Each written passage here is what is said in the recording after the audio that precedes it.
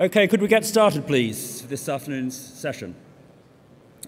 We have quite a lot to get through. I'm here to introduce the David E. Rumelhart Prize session. I'm Rick Cooper, who is the chair of the Rumelhart Prize Selection Committee, but it's not about me. The Rumelhart Prize, as many of you will know who have been here before, but I realize there are quite a few new attendees at this conference. The Rumelhart Prize is awarded annually, this is from our website, to an individual or collaborative team that has made a significant contemporary contribution to the theoretical foundations of human cognition. So it sort of really emphasizes the theoretical foundations of human cognition. Contributions may be formal in nature, mathematical modeling, computational, and so on. The award is made possible by our benefactor, Bob Gloshko, who has funded this award for the last 19 years. Bob received his PhD in cognitive psychology from UCSD in 1979 under David Rumelhart's supervision. He is still an adjunct professor in cognitive science program at the University of California, Berkeley, as I understand it. The prize itself consists of a handcrafted custom bronze medal, which Bob will show you when it's awarded, a certificate, a citation of the awardee's contribution, a monetary award of $100,000, and also this 1-hour slot at the annual conference. The selection committee consists of a group of 6 of us, myself, a previous winner or recipient of the award, Dedrick Gendner, Bob, who kind of oversees the committee but doesn't really exercise any control over our actions, and Tanya Lombroso, Jess Nelica, and Josh Tenenbaum. The past recipients, as I said, this award has been made available for the last 19 years, started in 2001. You can see some of the incredibly sort of luminous names, the luminaries that are on there, and Bob will give a shout out to all of those who are still here this year. The most recent winner, announced last year, Mickey Chi, will of course be talking very shortly. Just to say 2 words about the nominations and selection process before I hand over to Bob. We have a call for nominations that goes out in late January each year. That certainly goes out through various mailing lists, and we encourage as many people as possible to respond to that call. We like to have as many nominations as possible. Nominations close about a month later. We deliberate and shortlist nominees. We may solicit additional nominees. We may reconsider nominees from previous years and so on. We then announce the winner at the annual conference at 6 p.m. during the Rumelhart reception on the Friday evening. So it's Friday evening now. Rumelhart reception will be in an hour and a half or so, and the winner will be announced then, and I hope you will all join us, I believe, on the rooftop for a reception where that will be announced. So today's session, I will hand over to Bob in a moment, who will review the Rumelhart's contribution to cognitive science, his influence on cognitive science, enormous influence. He will then hand over to last year's recipient, Mike Tannenhaus, who will introduce Mickey Chi, this year's recipient. And Mickey will then describe some of her work. And as I say, the Rumelhart reception scheduled to start in an hour and a half in room 710. Thank you. Let me hand over to Bob.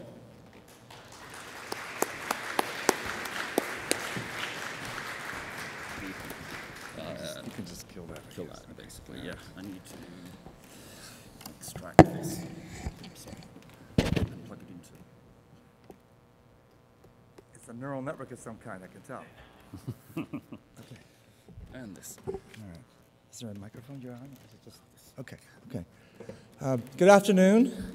This is about the 20th time I've talked about the Rumelhart Prize at the annual meeting. And it seems like I say many of the same things every year, but that's necessary because there's 200 people at this conference who have never been to one before, so they've never heard anything I've said before. We created this prize to honor and remember David Rumelhart for his many contributions to cognitive science. Rumelhart did much of the foundational work in neural network models, backpropagation, and other learning mechanisms that are built into today's AIs. But he also made important contributions in word recognition, story grammars, motor control, and other things. He would have made many more had he not been struck down in his prime by a crippling brain disease. He might have even still been here at the conference today. He would have been in his early 70s. Every recipient of the prize, and there's been 19, counting Mickey Chi this year, has also made important contributions to cognitive science. And just as the prize brings honor to them, they bring honor to the prize and reinforce cognitive science as an important scientific discipline. But let me acknowledge the previous winners of the Rumelhart Prize who are here today. Rich Schifrin, Jay McClelland, Peter Diane, Dedry Gentner, and Mike Tannenhouse. Let's please congratulate all of them.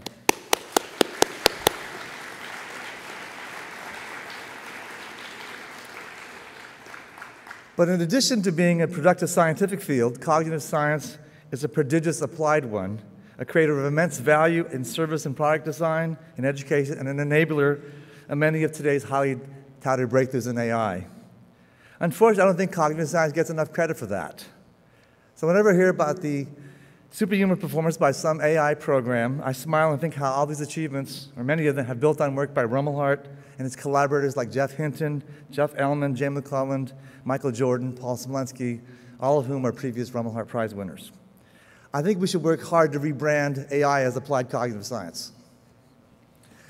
Now, I'm confident that in the foreseeable future we will have easily be able to identify other people whose contributions to cognitive science are worthy of the Rumelhart Prize. I have promised myself and the society that I will attend the conference to present at least 50 of them, so I've got 19 down and 31 to go, hoping for science to help that out. But right now, let me introduce the person who was deemed worthy of the 2019 prize, Mike Tannenhouse, who will introduce the 2020 recipient, Michelin Shi. And after that, we were going to hand Mickey the check, the certificate, and the medal. Thank you.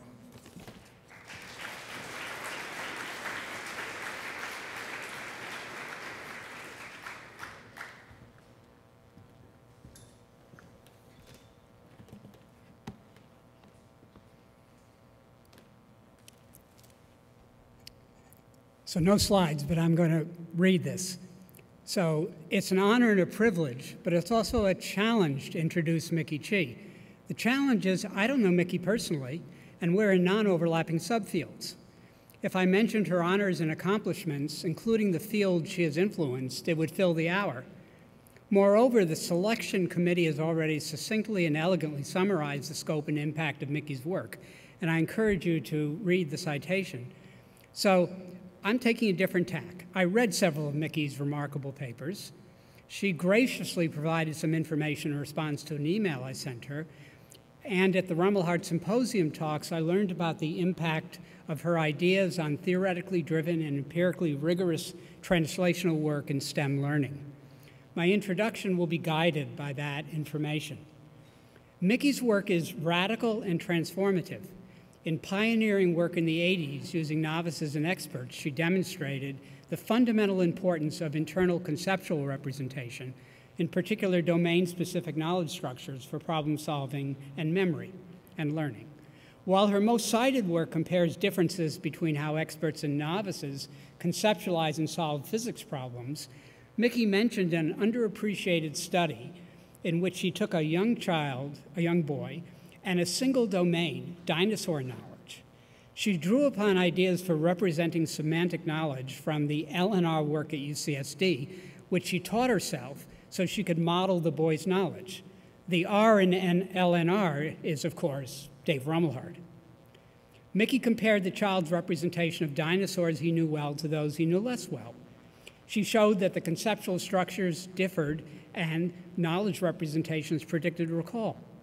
Individual differences were controlled, so one can't invoke procedural knowledge or strategies as an explanation for expertise effects. It's really the conceptual structures. This work shows another quality of Mickey as a scientist. She's intrepid.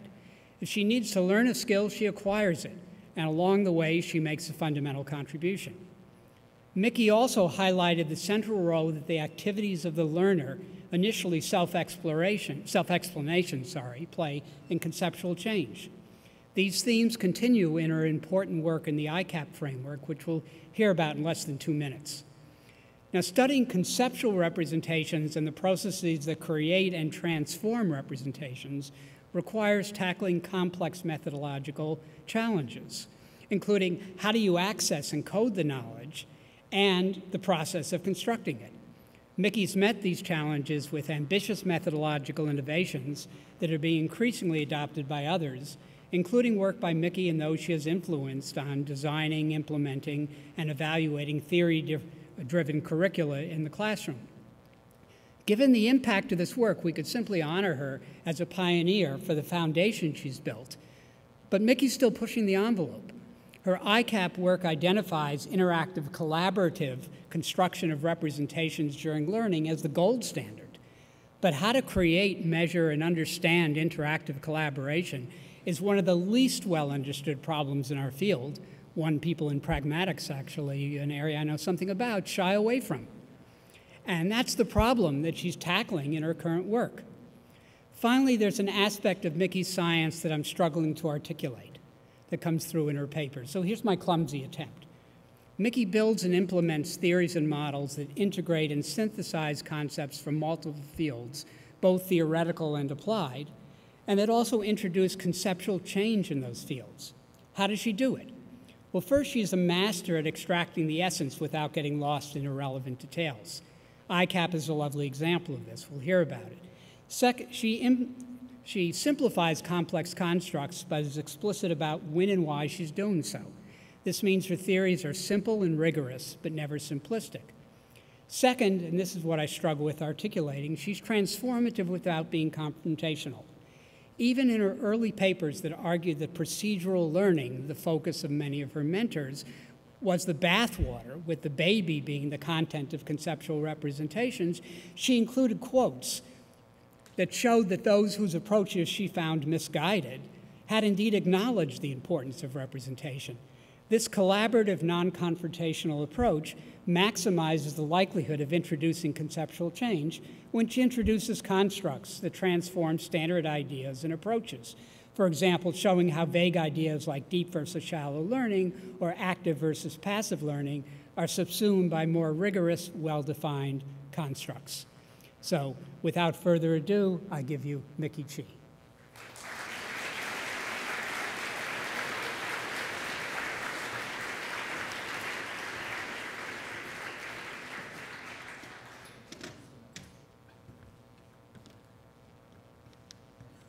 It's the moment of truth. This beautifully handcrafted bronze medal weighs about 37 pounds. But you get to wear it for at least the first 10 seconds. If it doesn't tip you over. It is heavy. And we also have. Okay.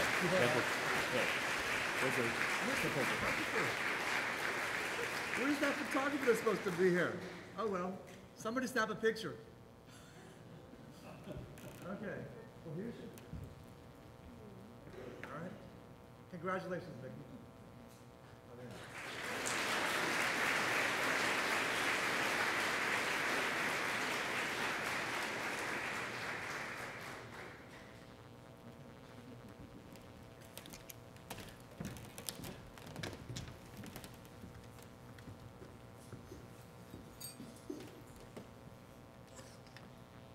Oh, I can hardly see. Okay.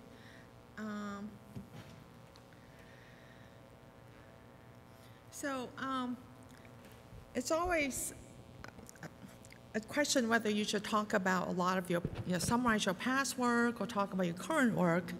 And I decided that I think I better just talk about the work I've been doing for the last 8 or 9 years. And then I couldn't choose which one I wanted to do because I have 3 very active projects that I really like. I like them all. I just want to tell you what the first, well, briefly tell you what the first 2 are. So the first one is a new theoretical explanation for science misconceptions across all types of science concepts. And in particular, it's concepts of processes, where psychologists have studied mostly concepts of entities. So what I wanted to explain for this project is why we perceive, for example, a straight line in ants foraging, whether or not it's the same mechanism causing perceiving a straight line as the appearance of wolf hunting for prey. So students seem to think that these two kinds of processes are the same, and they get confused and they get misconceptions. Anyway, that's the basis of that work, and the source of that misconception is what I call collective causality versus sequential causality. I actually prepared a talk to give on that topic, but I think it's just too hard to get it across. The second project was actually triggered by some of the work that Schober and Clark did many years ago, in which they think that a bystander cannot understand the conversation that two people are involved in, a bystander who's not communicating with the two people. And it's also inspired by some of the work by Keith Stenning. And what we've developed is the idea that by observing tutorial videos, the bystander or the observing student can actually learn a lot more than observing the same tutor giving a monologue or didactic explanations. Everything is held the same. So that's another project we're working on. So finally, I'm going to talk about the ICAP project because this lasted the longest time. And in the slides, I'll have abbreviations like S is for student, T for teachers, R for researchers, Q for questions, and K for knowledge. So there's quite a bit of consensus and concern out there that educational research has made very little impact. So for example, Schneider, who's the director of IES, said in 2018 that too few educators feel that research that the US government supports on improving student learning has any tangible impact on their work in the classrooms. And that's something that has to change.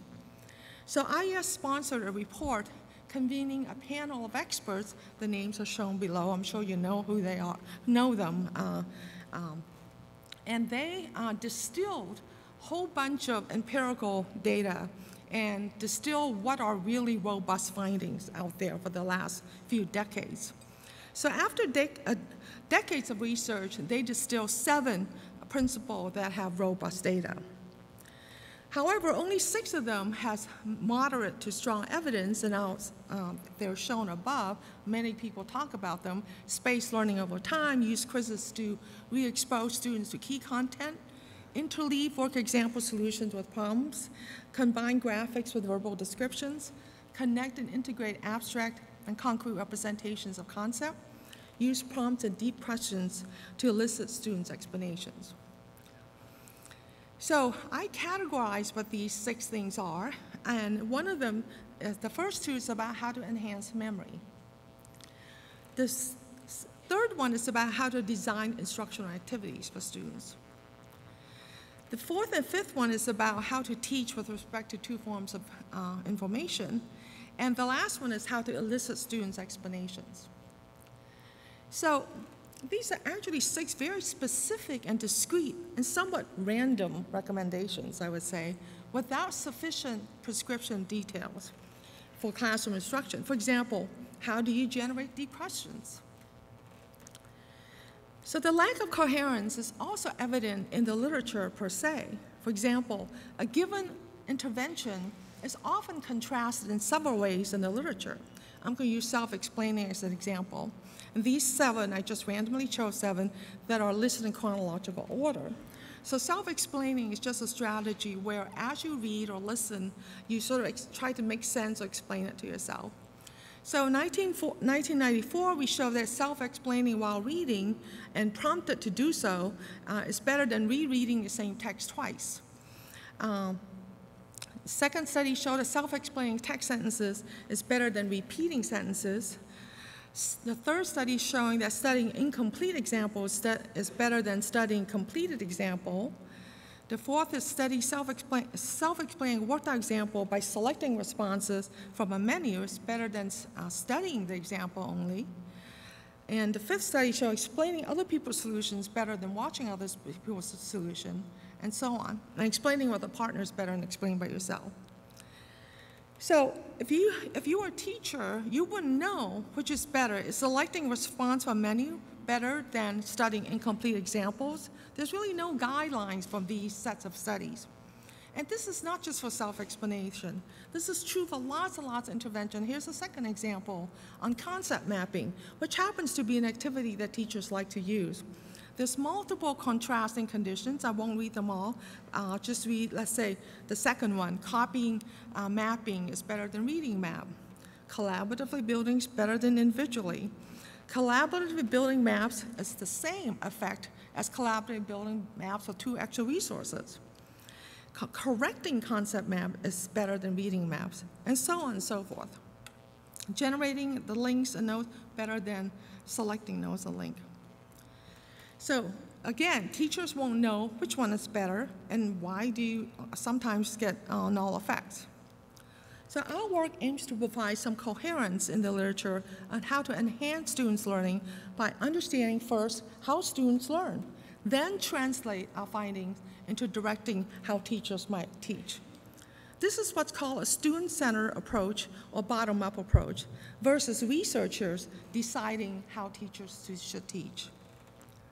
So how do students learn?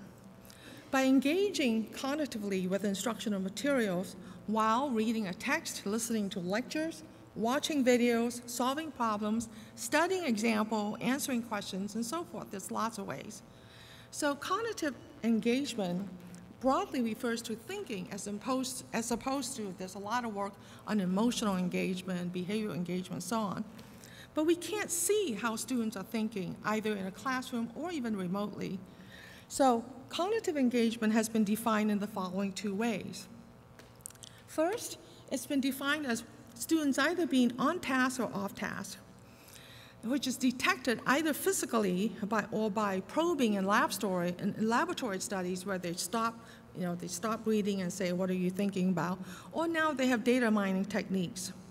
So on task is paying attention, and off task is goofing off. Now goofing off or off task is very easily detectable by physical behavior. They're really not on task. And therefore, it's obvious that on task has got to be better than off task. So a lot of people work on mind wandering, are you off task or on task? Another way to define cognitive engagement is active learning versus passive learning. Both are parts of on-task behavior. So active learning, on the other hand, is defined by whether the teacher or instructor is lecturing or not lecturing, okay? So they're defining how students learn by what teachers do. And anyway, again, there's no question that active learning might be better than passive learning, because in passive learning, students just sits there and pay attention, whereas in active learning, students could be doing a lot of things, solving problems, group work, concept mapping, watching videos, any number of those things.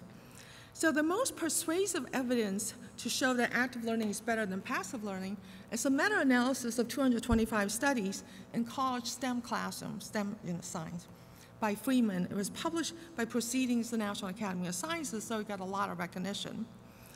So what it showed is that not only is active learning much improved students' learning by almost half a standard deviation, but it also reduced failure rates, it closed gender gaps, it did a lot of good things. So the problem with defining engagement from either physical detection of goofing off or paying attention, probing or data mining techniques of mind wandering, or instructor lecturing, not lecturing, is that there's no prescription. And what I mean by that is that those findings doesn't translate to telling teacher what should they do when students mind wanders. What should they do when the instructors are not lecturing? So if the instructors are not lecturing, should the students watch video or concept mapping? So the prescription is just not clear. Our work addresses the lack of prescription and the lack of coherence by providing a framework called ICAP that breaks down active learning into 3 additional modes.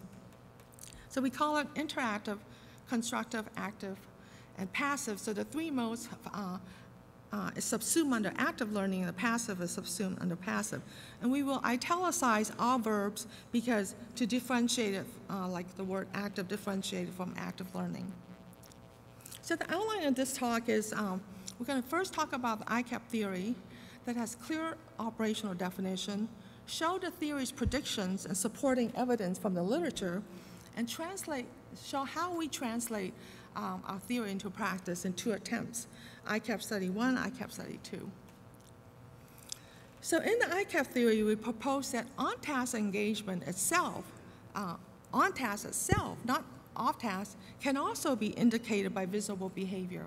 And in fact, you could differentiate the visible behavior and by the product content. So the output a student produces and how it actually differs from the instructional materials is what I mean by the product content. For example, what's the difference between the instructional notes versus the student's notes? Each indicator can be used alone, sometimes as adequate, but both of them jointly usually is very adequate and get sort of confusing or ambiguity. And most importantly, these indicators can also serve as prescriptive guidelines. So let's go through the 4 behavior modes and see if you're convinced that they're differentiable. So ICAP proposes that on-task engagement can not only be detected physically by visible behaviors, but can be discriminated into 4 behavior modes. So for these 4, you would probably agree everybody's on task. But this one is paying attention, this one is measuring, this one's drawing concept map, and this one's comparing ideas, justifying, arguing. So I'm going to give the example of each mode in the context of a lot of classroom activities, and we'll define and differentiate them by both the visible behavior and the student product. So what is the passive mode? It's really paying attention. It's an attentive behavior. Students are paying attention, oriented toward, and receiving instruction, but they're not doing anything else overtly or producing anything. So examples are you're listening, watching video, observing, reading, studying, a worked out example, and you're producing nothing. Now, there's no question that sometimes you could be thinking good thoughts, and people like you guys might be thinking good thoughts, but I'm saying in general, if the students are just paying attention, 90% of the time, or whatever, higher proportion, they're not thinking about the instructional materials. In the active mode, it's really a form of manipulating material. So you're paying attention and you're physically manipulating the instructional materials, but not adding any new information. So for example, if you're copying the solution from the board, the solution steps are already provided, so you're not providing anything new, right? If you're underlining sentences, the sentence is already in the text, so that's not new. If you're selecting an option or icon, you're choosing one available icon from all the choices, and moving sliders as locations provided and so on. It's very easy to operationally define these. So the constructive mode is generating behavior that you're actually producing some additional information that may contain small pieces of knowledge that's new with respect to the instructional materials, or going beyond what was presented in the materials, literally. So this is, again, easy to detect. If you're drawing a concept map or diagram that wasn't in the text, that's new. Of course, if you're providing explanations, that's new. If you're posing questions, the questions are new. You're comparing, contrasting similarities and differences, those are new, and so on. Now note, we're not talking about, in the constructive case, you're not discovering new principles or laws and major laws for the domain. So some people misunderstand what constructive means. In my sense, it could be constructing something very little. So in the interactive mode, refer to collaborating with a peer, in which a person is generating and building on not just your own, but other person's contribution in a mutually co-generative or co-constructive way. Notice that interacting with a learning environment or a system is not necessarily interactive in this sense or collaborative. So there's also misunderstanding there. That is, when interacting with a system, you could only be selecting from an icon, which would just be active. Okay? So again, if you debate, you create some new products when you're discussion. So the summary is simply what I just said. The labels are interactive, constructive, active, passive, behaviors as shown, and the content and outputs is very clear. You either extend beyond not only instructional information, but your partner's contribution, or you just extend beyond your own, or else your content is identifying part of the instruction or there's no products. So this is very clear definitions. So definition of engagement, as I already said, is based on overt behavior, content of the product. So it's not behavioral engagement, which refers to, there are work on that. Behavioral engagement refers to how often kids attend classes, how often they do homework, and so on. Since cognitive engagement refers to thinking, what cognitive processes are involved in each mode? Suppose we just speculate that there are 4 elementary knowledge change processes. I call them knowledge change processes because when you're learning, you're actually changing your knowledge, right? So suppose we contemplate these 4: storing new piece of knowledge, activating prior knowledge, linking new knowledge with prior knowledge, linking prior knowledge with prior knowledge. You can link all kinds of stuff. Or you can infer from prior knowledge link with new, and so on. So let's envision how these processes might play out for each ICAP mode. So in the first mode, suppose you have a text and your engagement in material, engagement behavior, you're just reading only. So you're really doing nothing overtly while reading or listening to a lecture. So the new information is directly stored in an isolated way. It's not linked with any prior knowledge. It might be linked with each other, but not with any prior knowledge. So your knowledge base could be isolated, or what Whiteheaders call inert, right? So it's good for immediate recall, and it may be good in specific recall when the specific context is provided. In the second case, in active mode, you might be highlighting while you're reading. So highlighting some sentences costs more attention to be paid to those sentences. So you're focusing on those sentences, and what that does is allow you to activate prior knowledge related to what you're reading, what you're highlighting. So you're activating prior knowledge. So then you might link new incoming knowledge with the activated prior knowledge. So the knowledge base is activated and more gaps are filled. It's strengthened and more complete. So that's the outcome of your learning. So cognitively, it allows you for faster and better recall.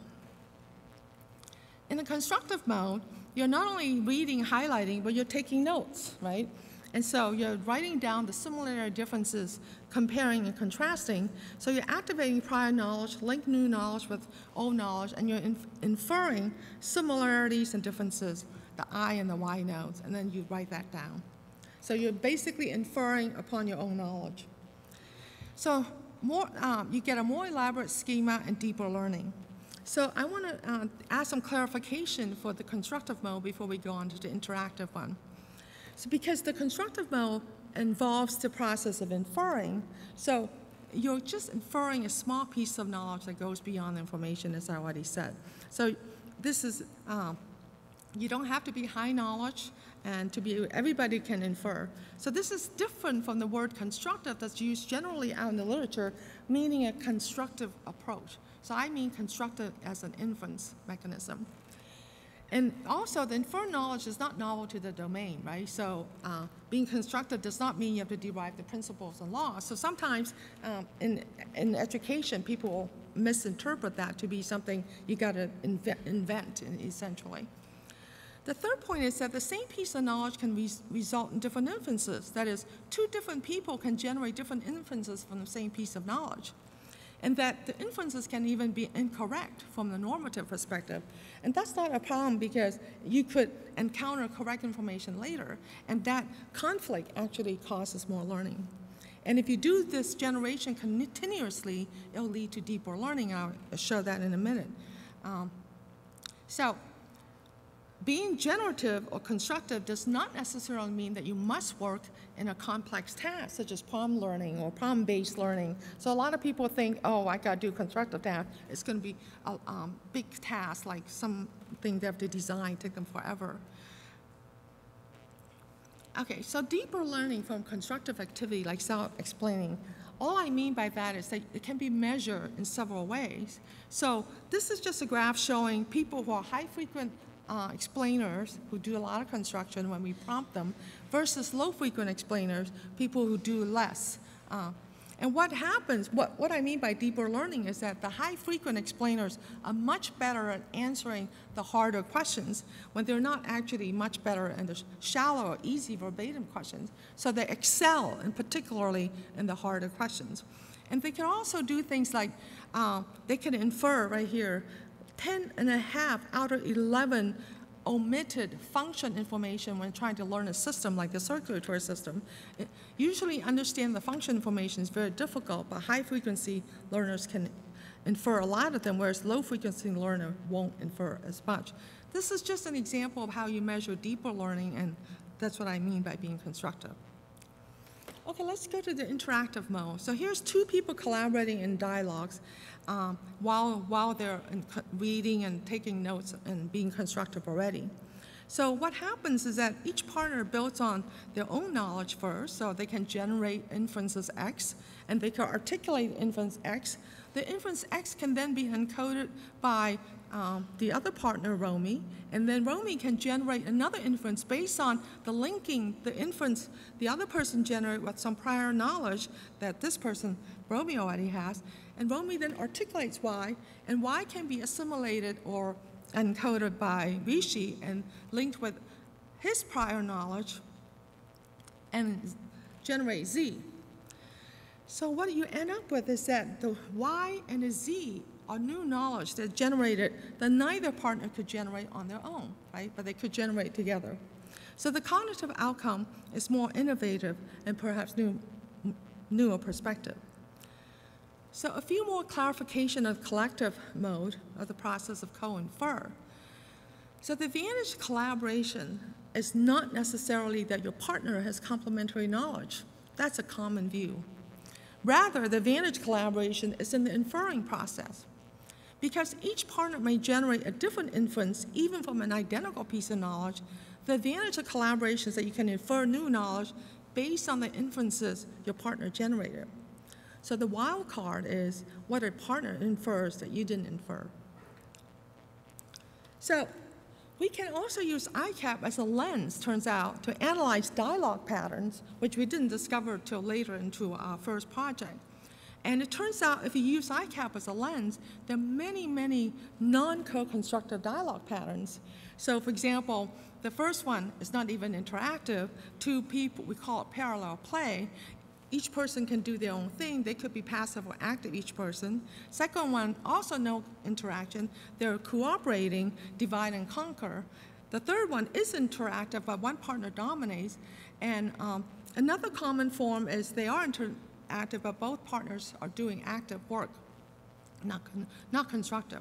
And so out of these patterns, only one pattern out of perhaps 12 are actually interactive in a co-constructive way. So it's very difficult to achieve. So to relate to the theme of this conference, ICAP predicts that creativity is most likely to be achieved in collaboration if co-inferring dialogue occurs. But it is only one of a dozen, so it's difficult to achieve.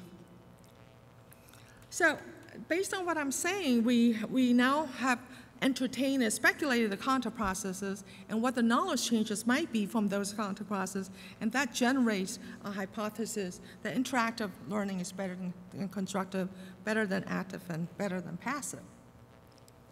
And moreover, to clarification, is that there's probably more difference, a bigger gap between the two higher modes and two lower modes, referred to as deeper learning and shallow learning.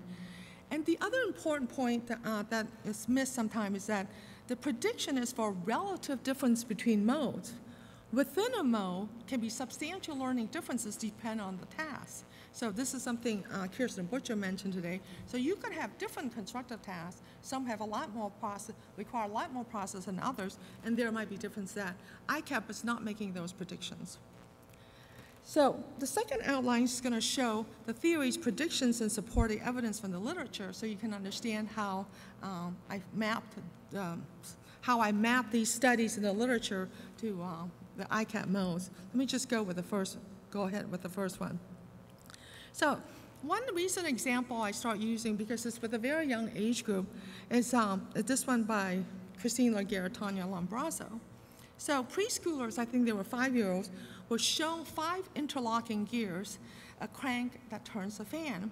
These were 2 groups. So one group was asked to watch, look at this, and the experimenter turned the crank for 40 seconds. The second group, the explain group, is asked to tell me how this works while we're turning the crank for 40 seconds. I mean, there's no feedback. The student is just supposed to, the child's supposed to just tell them how the child thinks the things work, right? There's no feedback. So what is the learning measure, which is to see how well each child can reconstruct the causal functional relationship between the crank and the gears to allow the machine to work. Okay, very simple, clean study. Here's what they found and how we map it to ICAP. So on the left hand, so this is the column where, that's the explaining group, okay? So the frequency of correct explanation by the explaining group is much higher than the one for the watch group. And then for study 2, the second result, among the explaining group, some kids explain and other kids just describe the cranking device. And when that happens, within the explained condition, the people who try to articulate a causal explanation was much better than the children who only describe. So we would map that to constructive is better than active, and this one's constructive better than passive. Okay, so this is just an example how we take studies in the literature and map them to the ICAP modes. So there's lots of pairwise comparisons we can use in the literature from all kinds of studies. And so the first condition is on the left, the second condition is the top, and we just take all these studies and see whether, so they should, for example, as conditions active, it should be better than passive. If it's constructive, it should be better than active, and so on, right? So instead of showing you all of the studies in the literature that maps onto this, let me just go back to the 2 sets of literature I showed before, the one on self-explaining, the 7 studies in self-explaining that had random comparison. Now these comparisons now all totally make sense in this graph, right? So, so self-explaining, So self-explaining a work example by selecting response from a menu is better than passive. A studying example only because this is active, this is passive. This is passive. Studying incomplete example which is constructive because if it's incomplete, you're going to have to supply to make it complete. It's better than studying a complete example, which you don't have to supply anything. So that's constructive versus passive. Explaining with others is interactive, is better than watching. Self-explaining is better than repeating because self-explaining is constructive and this is active. Explaining with a partner is better than doing it alone. So that's how we fit the studies. And we're doing the same thing with, you can do exactly the same thing with concept mapping, right? So correcting concept mapping is better than reading a text. Concept mapping from generating nodes and link is better than concept mapping from selecting nodes and link, right? Because selecting is only active. So now if a teacher wants to use concept mapping, they can have a sense of which 2 conditions, they can try. They can one day try correcting concept map, another day they can try something different like generating nodes. So here's a study in the literature that actually compared 3 conditions. So this is a paper by Gobert and Clement back in 1999. So read is the first column. If they're just reading, that's passive. Describing second, drawing is third. And this is 2 kinds of results for both dynamic assessment and static. Finally, in our own lab, we have tried it with college engineering students. This is work funded by NSF, where we compare 4 conditions. Now, we didn't want to compare text with reading and drawing text because a lot of those studies have been done. We wanted to make it even more difficult. So for 2 of the conditions, all the students had was text. So they read text about elastic modulus concept, which is passive, or they read text and underlined it. Or in this 3rd and 4th condition, they were only given a diagram where they had to explain what is the relationship between metal A's, B, C. So they explained the constructive condition, and then the last one, they just explained jointly. So notice what happens here is that in the red box, we actually gave them the answer. For the first 2 conditions, people gave them the answer, whereas the 3rd and 4th people had no answers. And we've got the results where passive, active, underlining, constructive, explain jointly. So we got systematically increasing improvement for each condition.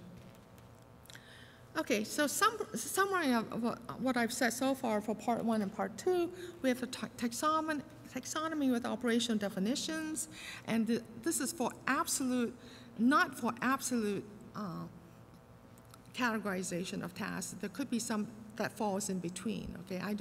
People sometimes often ask me, what about this task? Well, it doesn't have to be absolute. The hypothesis also predicts the relative levels of learning this decreasing order. That we've shown evidence is generalizable, applicable to all topics and age. So the caveat is that interactive is better than constructive only if collaborative interaction and co-constructive, which is difficult to achieve.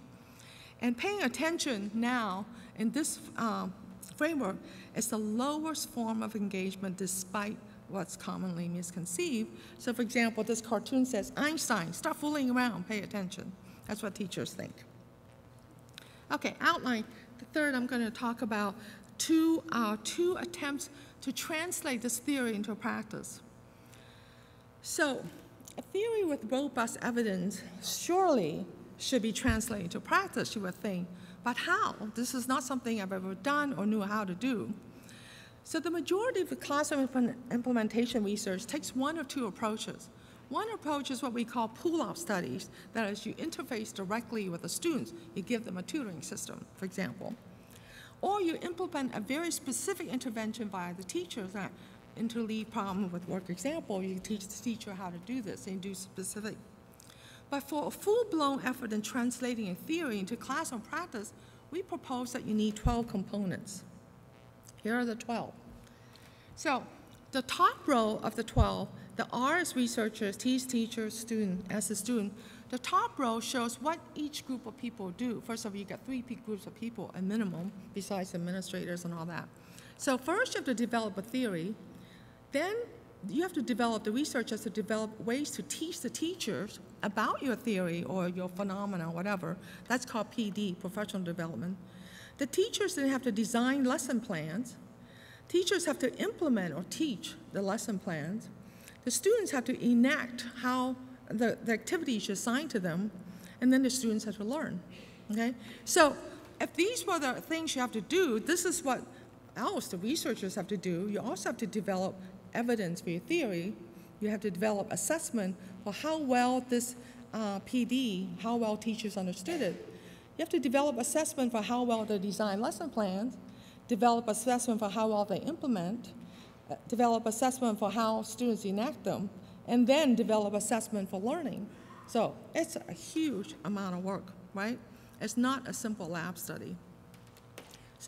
So we're gonna, so the most amount of time taken is really developing the PD as a start, right? Because you don't know how to explain it. You have to explain your theory to teachers, instructors. So this is what we did for this first study. Since we already developed a theory, we already have evidence for theory, we're done with the first column, but we still have 10 more columns to do, right? We develop everything here in the red. And what I want to show you is that some of these things are challenges that has not been worked on yet. So we went into this study even knowing we had challenges that we hope we will uncover as we do our study. So we develop all those things. So I'm going to talk a little bit more about how teachers design the improved lesson plans. So this is essentially the design of the study. We had 13 K-12 teachers. We recruited 50 or more, but it always dribbled down to far fewer. The teachers learn about ICAP from an online PD that we develop, and then they modify their own lessons. So let's walk through. Each teacher can teach either one or two, let's say 2 topics. Most of them teach 2. So for each topic, they design 1 test for 2 lessons. They have designed an active lesson and an interactive lesson. Let me not do that then. Each lesson plan then contains, let me just say that again. Each lesson was designed or intended by the teacher to be in a specific ICAP mode. So they could say, I want an active lesson class and I want an interactive lesson class. Then for each active lesson or each lesson plan, they have at least 3 activities for that 1 class, right? So for a 15-minute class, you have at least on average 3 activities.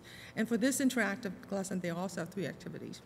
Next, I'm going to show you an example of the activities the teacher designed intended for one class versus the other. So here we are. Here's two contrasting activities. One is designed intended for an active class, that's active card sorting. Okay, we would call that an active task. The other one is intended for an interactive class that, they want two people to work together to write down what the proportions are. So for each study, we're going to just report 3 studies, not to overload you. And we're going to talk about how we develop assessment for lesson design, because that's really novel, hasn't been done before, and of course the learning results. That's what everybody wants to know. So the first challenge, which I said no one has done before, is how do you assess teachers' design of 65 lessons, varied activity types, grade levels, topics? It was very difficult to figure out. A conventional way might be just to evaluate the 65 lesson plan and assigning ICAP mode. Well, we did do that, but it's very time consuming. So is there a faster way, less subjective, has potential for scaling up and prescriptive? So here's our insight. It turns out we were thinking about this. The only common source of data across all lesson plans are the instructional directives for the activities. What I mean by instructive directive, so here the verb directives, it says fill in, right? Fill in. And the one on the right says, with your partner create. So those are the instructional directives. They're within little verb clauses. And that's the only thing common among all these things, right? It's instructional directives. So we figured out that we could code the verb directives within their instruction. It turns out of a sample of 111 verbs, half of them, 58, were judged to be manipulated active verbs. So we can code by imagining what subjects are asked to do. And this, you will agree with me, I think. Choose, copy, identify, label, match. They're all active verbs. So this examples would be label the triangle like the following, measure out that thing. Even without context, we can more or less determine the mode of a verb for most of them. Occasionally, context is needed. I'll show you one. They use less than half as many generative or constructive verbs, 27 versus 58. So things like come up with, compare, connect. So connect is one of the few ones that need context. You could say connect to knows, which would be active, whereas connect to ideas would be constructive, right? So teachers might say, use information your team gathered yesterday to generate a ratio chart. And so that's how we code the verb in there. Use supplies provided to create a model protein. Then, surprisingly, we weren't expecting this. They used very few collaborative interactive verbs, only 9 of them. And of these 9, at best, only 1 we could say has a chance of being co-constructive. So they say share the results with your group. So what I just want to show you 3 results, right? So the first result is teachers use a large number of active verbs. We already show that. But were they accurate? In other words, were the verb directives appropriate for the mode of the class? So here, the first column is an active class. They intended it to be active class. And blue shows manipulative or active activities. So they were pretty accurate. 100% would be totally accurate, but they were almost 80%. So for an active class, they were able to accurately generate active activities, manipulative activities. For constructive class that they meant to, only about, in this red, a little bit over 50% of the activities are actually constructive, and for the interactive, only 7%. So they're very accurate for active classes and very inaccurate for interactive classes, and mediocre for the middle. Okay, then learning outcomes. So for learning outcome, we had to pool all the constructive classes, pool all the interactive classes, and there were significant differences in learning.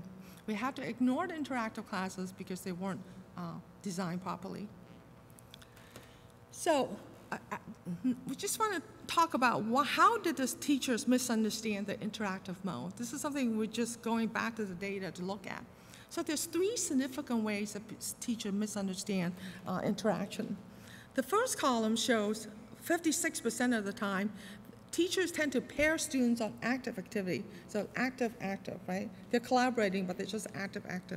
The second one, 13%, they tend to pair them for parallel work. And finally, the 39 to 40%, they simply ask students to work in groups. So they really don't understand collaboration very well. For the study two, I'm going to be fast with this. We're going to focus more on teachers' implementation, and we ablated many components for various reasons. So I'm going to talk about the design, how we developed the assessment and the learning results. So the main difference is in this second one, we had a face-to-face PD. So 7 teachers ended up participating, 1,400 students, even though we recruited many, many more teachers.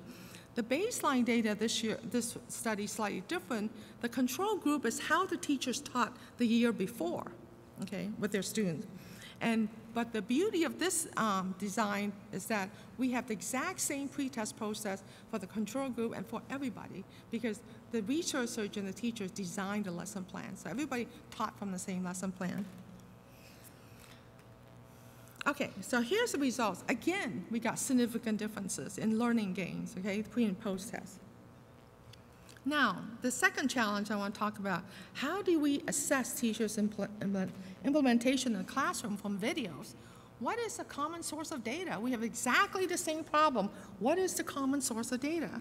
So we decided that how they ask questions will be a common source of data that occurs in all classes, regardless of topic and grade level. So, turns out we could code the quality of teachers' questions by ICAP modes. There you go again. So passive question is a rhetorical question to emphasize a point. The teachers answer the questions themselves usually and doesn't expect a response. Things like, so where's the gene? It's on the chromosome, right? Or does that make sense? An interactive question would be very few of them. So we only consider opportunities given to collaborate by the teacher or asking one student to respond to another student's comment. Doesn't occur very often. So active questions are things that teacher asks students to recall information from previously taught materials, provide facts from background knowledge, or basically you don't need to draw inferences. So examples are, who remember what we talked about yesterday? What's the relationship between the prey and the predator? What is the color of lava? Okay. Constructive questions, of course, would be answers that requires answers that have not been provided in the lesson or the instructional materials. What will happen to the mice that have the mutation described in the text? Which parts of the desert environment would be useful for a dark mouse to hide in? Why do you think that's the case? Okay, so it's very clear from our operation definition what kind of question is which mode. So notice that our definition of a deep question is merely one that elicits constructive response based on ICAP of providing information that's not already presented. This is an easy prescription to follow. In the IES practice guide, deep question is defined as those that focus on the underlying causal and explanatory principles. That's a daunting definition. Teachers could not develop deep assessment questions for the materials they're teaching in our early efforts. In fact, this is before we thought about ICAP ourselves. So we just told them, okay, design hard questions, questions that students couldn't answer. They could do that, but hard is not necessarily deep. So another conventional approach to explain deep questions in contrast to ICAP is to suggest using question stems like why, what caused X, how did X occur, what if, and so on. But according to ICAP, using question stems does not guarantee that the information asked has not been presented. So it may not actually be deep, right? So to assess the implementation from videos of teacher teaching, we compare the changes in the mode of question asked during baseline year, which is the red, and intervention year, which is the blue. And this is interactive. Okay, there's a little bit more change. But a significant change, even though a small amount, for constructive question, 19.5 over 8, hardly any changes in active questions, and a decrease in passive questions, so that's good. So they did change. They did improve on the constructive and decrease the passive question, but made no changes in the active. To see whether this amount of interactive constructive question might have accounted for the learning improvement, we simply correlated the total number of constructive interactive questions with students' learning score for each section that the teacher teaches in both the baseline year and the intervention year. Basically, this correlation is very high, 0.44 significant. And it basically says that the ICAP prediction is upheld. That is, a class that has more interactive constructive question clearly led to more learning. It could have accounted for the overall improvement in students' learning that we showed earlier. Okay, so to summarize, I want to compare study 1 and 2 with just one slide. We want to look at teachers transfer their understanding of ICAP in both the design of the lesson plan, which is study 1 on the left, and in implementation, which is question asking in level 2. So what you will notice that mostly they ask active questions and they design active directives, right? Even after PD, that's what they do mostly, 68% and 58%. So the conclusion is that we had some success changing teachers' design implementation with minimal PD. It's online or it's only 2-day face-to-face. But the minimal change was enough to improve students' learning in the classroom for both studies. You don't know how hard that is to get significant differences in learning in classroom. So there is more room to improve, no doubt. Now the problem is that we're expecting teachers to transfer their learning of ICAP or whatever they have to learn to dynamic behavioral implementation in class in real time. Such transfer, any kind of transfer is difficult. Transfer from problem solving to problem solving is difficult.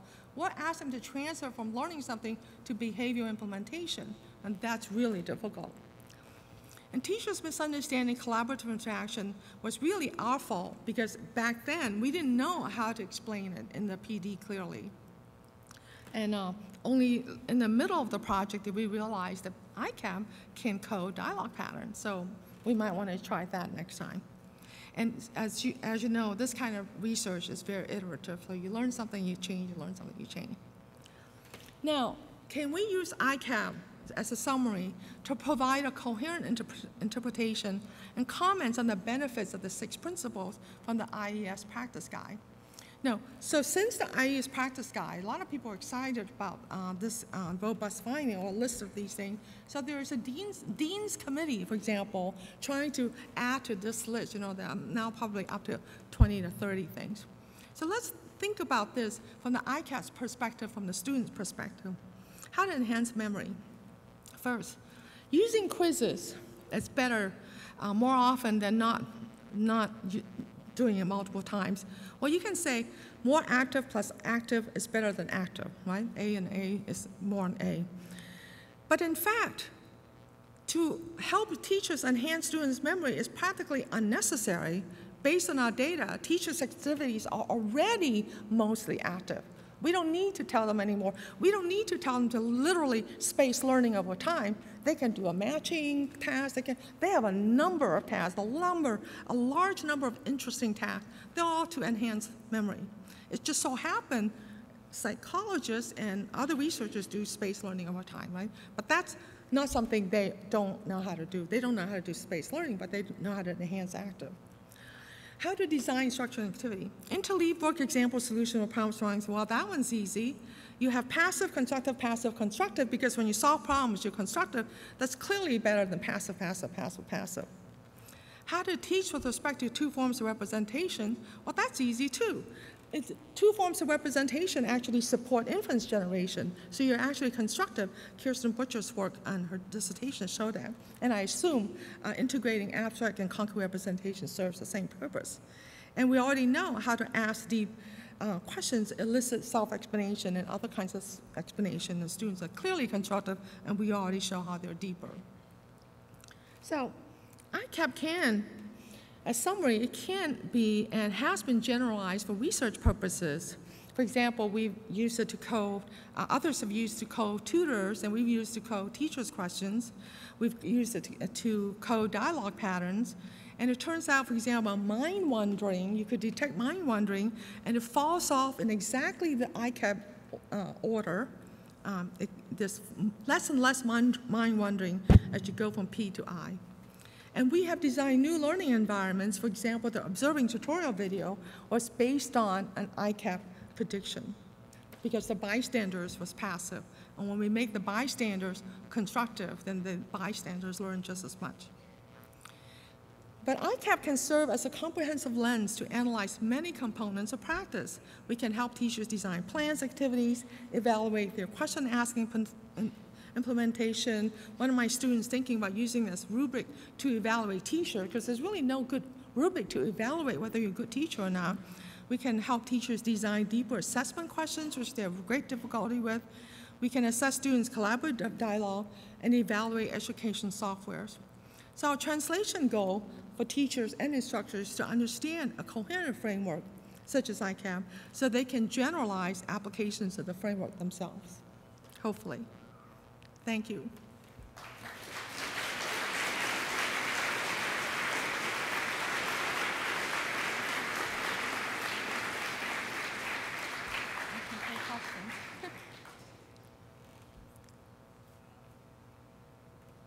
Should I just take questions?